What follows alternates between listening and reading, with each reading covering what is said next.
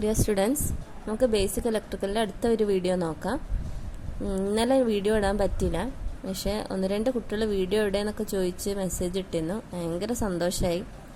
എന്തെങ്കിലുമൊക്കെ പഠിക്കണുണ്ടല്ലോ, അപ്പോൾ ആ ഒരു ആറ്റിറ്റ്യൂഡ് എല്ലാവരും കണ്ടിന്യൂ ചെയ്യാം. അപ്പോൾ നമുക്കിന്ന് AC ത്രൂ RC സർക്യൂട്ട് നോക്കാം. കഴിഞ്ഞ ക്ലാസ്സിൽ നമ്മൾ AC through R, AC through L, AC through C, പിന്നെ കോമ്പിനേഷൻ ഓഫ് RL കണ്ടു ഇന്നലെ കഴിഞ്ഞ ദിവസം.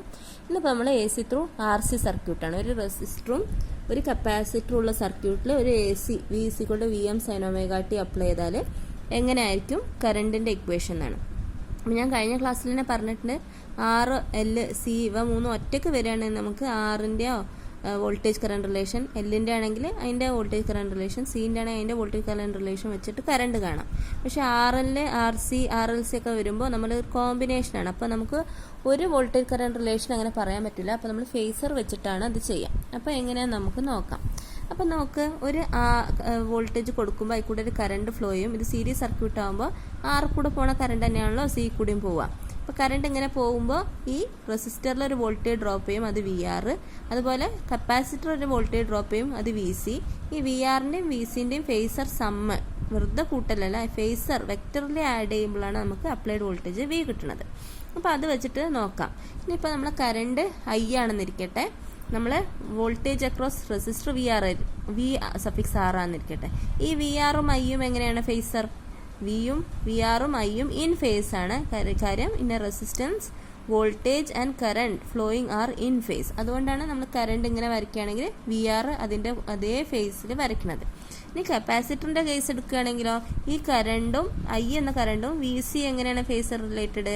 അവർക്കറിയാം, കപ്പാസിറ്ററിൽ current leads voltage by 90 degree. അപ്പോൾ ഇത് കറണ്ട് ആണെങ്കിൽ എൻ്റെ VC ഇങ്ങനെ ആയിരിക്കും ഇരിക്കുന്നത്. കാര്യം എൻ്റെ VC ഇങ്ങനെയാണെങ്കിൽ ഒരു 90 ഡിഗ്രി ലീഡ് ചെയ്തിട്ടാണ് ആരിയിരിക്കുന്നത്? കറണ്ട്. അപ്പോൾ VC ഇങ്ങനെയാണെങ്കിൽ, ഇങ്ങനെയാണ് റൊട്ടേഷൻ എങ്കിൽ current leads voltage across capacitor by 90 degree. അപ്പോൾ നമ്മൾ കറണ്ട് ഇങ്ങനെ വരച്ചാൽ VR ഇങ്ങനെ വരയ്ക്കണം, VC ഇങ്ങനെ വരയ്ക്കണം. അപ്പോൾ VRൻ്റെയും VCൻ്റെയും സമാണ് V. ഇനിയിപ്പോൾ V ആണ് അപ്ലൈഡ് വോൾട്ടേജ്, I ആണ് കറണ്ട്. ഇനിയിപ്പോൾ Vൻ്റെ equation VM sin omega t ആണെങ്കിൽ അതിൻ്റെ ഇക്വേഷൻ എങ്ങനെയായിരിക്കും? Because current leads voltage by an angle 5 അല്ലേ? ഇത് V ആണെങ്കിൽ ഒരു 5 ആംഗിൾ മുന്നോട്ടല്ലേ കറണ്ട് ഉള്ളത്. അപ്പോൾ എൻ്റെ കറണ്ടിൻ്റെ ഇക്വേഷൻ എന്തായിരിക്കും? I=Im sin omega t + 5. വോൾട്ടേജിൻ്റെ equation VM sin omega t ആണെങ്കിൽ അതിൻ്റെ equation Im sin omega t + 5 ആയിരിക്കും.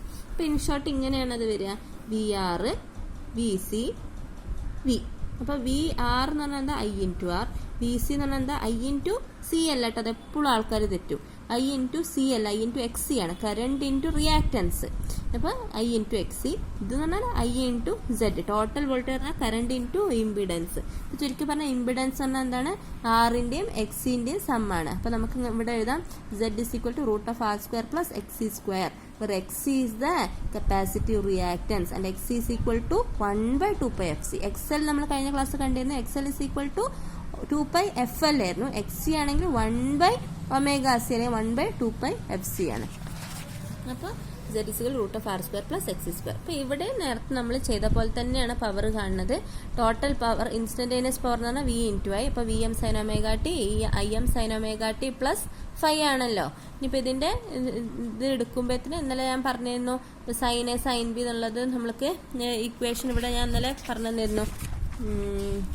കപ്പാസിറ്റർ ഇത് പറഞ്ഞു തന്നപ്പോൾ sin A sin B എന്നുള്ളത് cos A - B - cos A + B. അതുപോലെ തന്നെ ഇത് എക്സ്പാൻഡ് ചെയ്തതാണ്.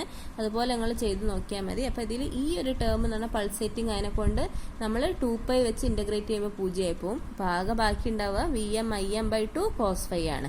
VM/Im/2 cos 5ന് എനിക്ക് എങ്ങനെ എഴുതാം? VM/√2 Im/√2 × cos 5, അല്ലെങ്കിൽ VRMS × IRMS × cos 5. സോ നമ്മളുടെ പവർ എന്ന് പറയുന്നത് എന്തായിരിക്കും? നേരത്തെ പോലെ തന്നെ ഞാൻ ഈ ഒരു ടേം ക്യാൻസൽ ആവും. ഇതിന് അപ്ലൈ ചെയ്യുമ്പോൾ എനിക്കിവിടെ ഇങ്ങനെ വരും 1/2π. ഇതിനെ ഇൻ്റഗ്രേറ്റ് ചെയ്ത് വരുമ്പോഴത്തേന് I will get the value as average power P = VRMS IRMS cos 5. അപ്പോൾ ഇത് നേരത്തെ ചെയ്ത അതേ പ്രൊസീജിയർ തന്നെയാണ്. അതുകൊണ്ടാണ് ഞാൻ ഇൻ്റഗ്രേഷൻ പിന്നെയും പറയാത്തത്. അത് ഞാൻ അയച്ചെന്ന PDF നോക്കുക.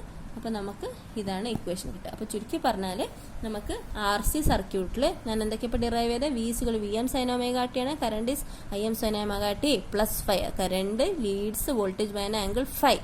90 ഡിഗ്രി അല്ല, 90 ഡിഗ്രി പ്യുവർ കപ്പാസിറ്ററാണ്. ഇത് ആർ സി സർക്യൂട്ട് വരുമ്പോൾ ലീഡ് ചെയ്യും, 90 ഉണ്ടാവില്ല, but an angle 5 which is less than 90. പിന്നെന്താ പവർ എന്ന് പറയുന്നത്, എന്ത് പവറാണ് അതിൻ്റെ പേര് എന്ന് പറഞ്ഞാൽ റിയൽ പവർ.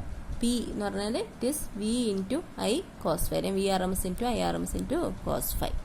അപ്പോൾ ഇത്രയാണ് ഉള്ളത് നമുക്ക് R C circuit. R L C circuit നാളെ നോക്കാം.